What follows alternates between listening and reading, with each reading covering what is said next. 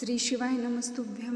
हर हर महादेव. नमस्कार मैत्रिणींनो, बघा या व्हिडिओमध्ये मी तुम्हाला महादेवाच्या पिंडीवर बेलाचे पान का वाहिलं जातं, त्याचं महत्त्व काय, त्याची मागची कथा काय आहे. ही भगवान शिवशंकरांना बेलपत्र अतिशय प्रिय झालं. त्याचबरोबर बेलपत्र वाहण्याचे तोडण्याचे काही नियम आहेत. कोणत्या दिवशी बेलपत्र तोडावं, कोणत्या दिवशी टाळावं, किंवा मग शिवलिंगावर बेलपत्र वाहताना ते कशा पद्धतीने वाहावे, अशी माहिती तुम्हाला याच व्हिडिओत मिळेल. तेव्हा व्हिडिओ पूर्ण पहा. बघा, आपल्या हिंदू धर्मात भगवान शिवशंकरांच्या पूजेला अनन्यसाधारण महत्त्व आहे. त्यातल्या त्यात पूजेमध्ये बेलाचे पान असणं फार महत्त्वाचं असतं. तर मग ग्रंथामध्ये असं म्हटलेलं आहे, तुमच्याकडे पूजेसाठी कोणतेही साहित्य नसले तरीही तुम्ही फक्त महादेवांना एक बेलाचे पान वाहिलं तरी ते तुमच्यावर प्रसन्न होतात आणि तुम्हाला भरभरून आशीर्वाद देतात. महादेवाच्या पूजेमध्ये बेलाचे पान इतकं महत्त्वाचं का आहे ते आपण जाणून घेऊया. पौराणिक अशी कथा आहे की समुद्र मंथनाच्या वेळी भगवान शिवशंकरांनी विष प्राशन केले होतं. तेव्हा त्यांच्या घशात जळजळ होऊ लागली. बेलाच्या पानामध्ये विषनिवारक गुणधर्म आहेत, म्हणून त्यांच्या डोक्यावर बेलाचे पान ठेवण्यात आलं, जेणेकरून विषाचा प्रभाव कमी होईल. असं मानलं जातं की तेव्हापासून भोलेनाथांना बेलाचे पान देण्याची परंपरा सुरू झाली. बेलाचे पान तुमच्यापैकी प्रत्येकाने बघितलेलेच असेल. तर 3 दलाचं म्हणजे 3 पानांचे मिळून एक पान तयार होतं. 3 पान एका देठाला जोडलेले असतात. याबद्दलची दुसरी आख्यायिका असे सांगते की ही 3 पानं म्हणजे साक्षात भगवान शिवशंकरांच्या 3 डोळ्यांचे प्रतीक आहेत. साक्षात भगवान शिवशंकरांचं स्वरूप असलेल्या बेलाचे पान त्यांच्या पूजेमध्ये अतिशय पवित्र मानलं जातं. शिवपुराणामध्ये बेलाच्या पानाबाबत काय सांगितलेलं आहे हे सुद्धा मी तुम्हाला सांगते. भोलेनाथांच्या पूजेत बेलाच्या पानाला अतिशय महत्त्व आहे, कारण बेलाचे पान अर्पण केल्याने सुद्धा महादेव प्रसन्न होतात, म्हणून त्यांना आशुतोष असे म्हटले जातं. बेलाच्या पानामध्ये 3 पानं एकत्र जोडली गेली आहेत. हे ब्रह्मा, विष्णू आणि महेश यांचे सुद्धा प्रतीक मानलं जातं. तसेच बेलाच्या पानाचा संदर्भ बऱ्याच वेळा शिवपुराणामध्ये त्याचबरोबर हिंदू धर्मग्रंथामध्ये केला गेलेला आहे, पण त्याचं वैभव शिवपुराणामध्ये विस्तारित आहे. शिवपुराणात असं म्हटलं आहे की बेलाचं पान हे भगवान शिवशंकरांचे प्रतीक तर आहेच, त्याचबरोबर ते स्वतः त्यांच्या महिमांचा स्वीकार करतात. असा विश्वास आहे की जो कोणी बेलाच्या झाडाच्या मुळाजवळ शिवलिंग ठेवून भोलेनाथांची पूजा करतो तो नेहमी आनंदी असतो. त्याच्या कुटुंबावर कधीही संकट येत नाही. त्यामुळे तुम्ही बऱ्याच जणांच्या घरीसुद्धा बघितलं असेल की घराच्या आसपास कुठेतरी बेलाचे झाड लावलेले असते आणि बेलाच्या झाडाचे जे काही गुड असतं तर तिथे आपण शिवलिंग ठेवलेले, तिथे त्याची पूजा केली तर आपल्या कुटुंबावर कोणत्याही प्रकाराचा संकट कधीही येत नाही. हिंदू धर्मानुसार तुम्ही बेलपत्राची आख्यायिका ऐकली, शिवपुराणानुसार बेलपत्राची आख्यायिका ऐकली. आता स्कंद पुराणामध्ये काय सांगितलेले आहे बेलपत्राविषयी तेही मी तुम्हाला सांगते. एका पौराणिक कथेनुसार एकदा पार्वती देवीच्या घामाचे काही थेंब पृथ्वीवर पडले. त्यातून बेलाच्या झाडाची निर्मिती झाली. बेलवृक्षाच्या मुळाशी गिरीजा देवी, खोडात माहेश्वरी देवी, फांद्यामध्ये दाक्षायणी देवी, पानामध्ये पार्वती देवी, फुलवरी देवी, तसेच बेलवृक्षाच्या फळांमध्ये कात्यायनी देवीचा वास असतो. आणि तुम्ही सर्वजण हेही जाणता की बेलाच्या फळामध्ये काही बियासुद्धा असतात आणि या बियामध्ये महालक्ष्मी देवीचा वास असतो. असं शिवपार्वती पूजनामध्ये अर्पण केलेल्या बेलाच्या पानामुळे दोन्ही देवतांचे शुभाशीर्वाद आपल्याला लागतात अशी मान्यता आहे. म्हणजेच काय, बेलाचे पान जर आपण शिवलिंगाला वाहिलं तर शिवलिंग फक्त त्यामध्ये भगवान शिवशंकरच आहेत असं नाही, तर त्याचं पूर्ण परिवार त्या शिवलिंगामध्ये वास करतो, वावरतो. तर अर्थातच आपल्याला शिवलिंगावर बेलपत्र वाहिल्यामुळे भगवान शिवशंकर, माता पार्वती, श्री गणेश, कार्तिकेय आणि त्यांची प्रिय कन्या अशोकसुंदरी, म्हणजे भगवान शिवशंकरांना एक कन्या होती, तिचं नाव होतं अशोकसुंदरी. तर अशा 5ही जणांचा आशीर्वाद आपल्याला बेलपत्र वाहिल्यामुळे मिळत असतात. बेलपत्र वाहण्यामागच्या आख्यायिका काय आहेत हे मी तुम्ही जाणून घेतलं. आता बेलपत्र वाहण्याचे काय नियम आहेत हे मी तुम्हाला सांगते. भोलेनाथांना बेलाचे पान अर्पण करताना एक मंत्र आपल्याला म्हणावा लागतो. तर जेव्हा जेव्हा तुम्ही बेलाचे पान शिवलिंगाला अर्पण कराल तेव्हा तुमचे 2 हात जोडायचे आहेत आणि तुम्हाला हा मंत्र म्हणायचा आहे. 3 गुण, 3 डोळे, 3 त्रिशूळ धारण करणारे, 3 जन्माचे पाप नष्ट करणारे भगवान शिवशंकर, मी तुम्हाला 3 पाने असलेले बेलाचे पान अर्पण करते. या मंत्राला रुद्राक्षाध्यायिनी असे म्हटलं जातं आणि हा मंत्र म्हणत जर आपण बेलाचे पान अर्पण केलं तर याला विशेष महत्त्वाचं समजलं जातं. भगवान शिवशंकर आपल्यावर अगदी लवकरात लवकर प्रसन्न होतात. तर या पुराणात मंत्राचा तुम्हाला जप करायचा आहे. अतिशय जुन्या काळापासून चालत आलेला हा मंत्र आहे. ज्या ज्या देवी देवतांनी आणि किंवा ऋषीमुनींनी भगवान शिवशंकरांची सेवा केलेली आहे त्यांनी बेलपत्र अर्पण करताना हा मंत्र म्हटलेला आहे. तर आपण सुद्धा जेव्हा जेव्हा भगवान शिवशंकरांची सेवा करू, जेव्हा जेव्हा आपल्याला बेलपत्र अर्पण करण्याची संधी मिळेल तेव्हा तेव्हा आपण हा मंत्र म्हणायला हवा. आता बेलपत्र जे आहे ते कधी तोडायचं नाही याबद्दलची माहिती मी तुम्हाला सांगते. बेलाचे पान आरोग्याच्या दृष्टीने सुद्धा अतिशय महत्त्वाचं मानलं जातं. तर काही जाणकार व्यक्ती ज्या आहेत तर त्यांच्या मते बेलाचे पान तोडताना भगवान शिवशंकरांचं स्मरण आपण केलं पाहिजे. त्याचबरोबर बेलपत्र आपण कशासाठी तोडत आहोत हे सुद्धा आपण तिथे बेलाचे पान तोडत असताना सांगायला हवं. मनातल्या मनात तुम्ही तुमचा उद्देश बेलाच्या वृक्षाजवळ सांगू शकता. जर तुम्ही बेलाची पान बाजारातून विकत आणत असाल तर मग यापैकी काहीही करण्याची गरज नाही. पण जेव्हा आपण बेलाचे पान स्वतः तोडायला जातो तेव्हा मात्र या गोष्टी आपण केल्या पाहिजेत.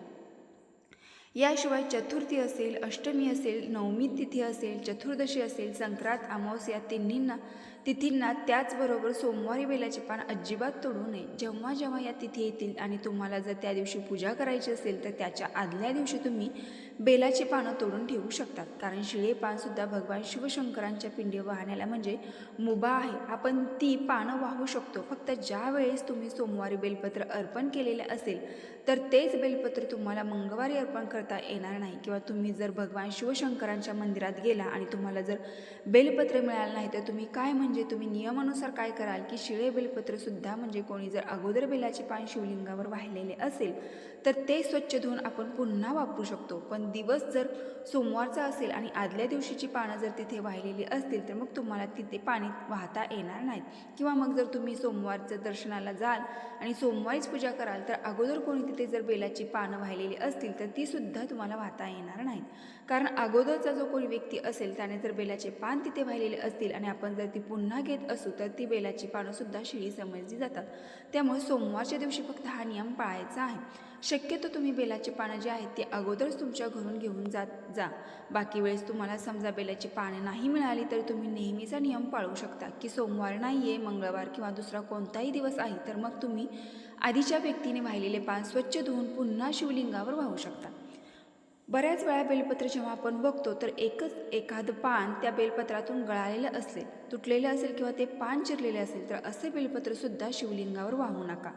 तर तुम्हीसुद्धा भगवान शिवशंकरांची जेव्हा जेव्हा सेवा कराल शिवलिंगावर बेलपत्र वाहण्याची जेव्हा जेव्हा तुम्हाला वेळ येईल तेव्हा तुम्ही ते बेलपत्र व्यवस्थित बघून घ्यायचं आहे.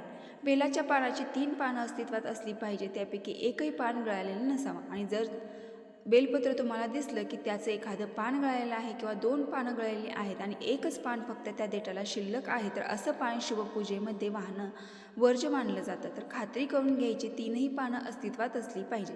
बऱ्याच वेळा 4 दळ असलेली सुद्धा बेलाची पानं आपल्याला पूजेमध्ये व्हायला मिळतात किंवा मग झाडाला सुद्धा तशी पानं आपल्याला बघायला मिळतात. पण शक्यतो जास्त करून 4 दळ असलेली पाने मिळणं हा एक शुभ संकेतच आपण समजू शकतो, अलग लाभ म्हणू शकतो. कारण खूप कमी प्रमाणात किंवा खूप कमी वेळात असं घडतं की 4 दळ असलेली बेलाची पानं आपल्याला बघायला मिळतात किंवा पूजेमध्ये व्हायला मिळतात.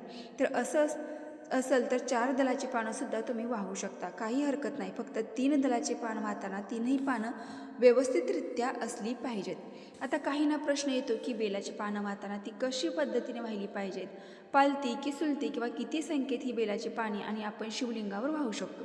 तर तुमच्या प्रश्नाचे उत्तर मी देऊ इच्छिते. बेलाचे पान आपल्याला शिवलिंगावर वाहत असताना ते पालतं व्हायचं असतं.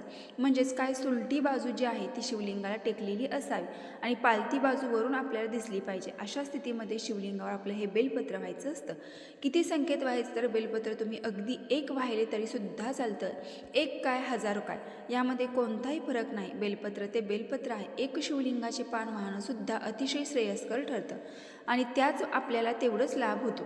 आपण जास्त संख्येत बेलाची पानं वाहिल्याने जेवढा आपल्याला लाभ होईल तेवढा अगदी 1 बेलाचे पान श्रद्धेने वाहिल्याने सुद्धा होतो. कोणत्याही झाडाची जास्त पानं आपण तोडणं योग्य नाही. जर तुम्ही विकत आणणार असाल तर मग तुम्हाला हवी तेवढी पानं तुम्ही आणू शकता.